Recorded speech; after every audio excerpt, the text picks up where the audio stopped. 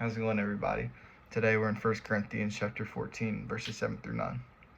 Even lifeless instruments that produce sounds, whether flute or harp, if they don't make a distinction in their notes, how will what is played on the flute or harp be recognized? In fact, if the bugle makes an unclear sound, who will prepare for battle? In the same way, unless you use your tongue for intelligible speech, how will what is spoken be known? For you will be speaking into the air.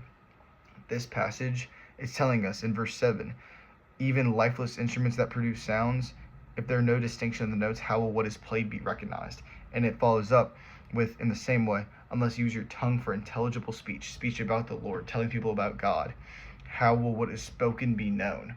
All the earthly things that we talk about, those aren't real. They will get washed away. All the trivial problems we have, if you think about a problem you have in your life and compare it to eternal life, to Jesus, there's no comparison. Jesus is always going to be above any problem you have because Jesus knows. Jesus went through so much and he knows your issues, he knows your problems. For you will be speaking into the air.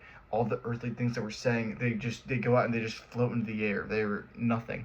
But when we're spreading the word, when we're evangelizing, when we're digging deep for God, that's when we build a foundation with the people that are important to us through Jesus Christ, because those things stay. Those things are important and they stay.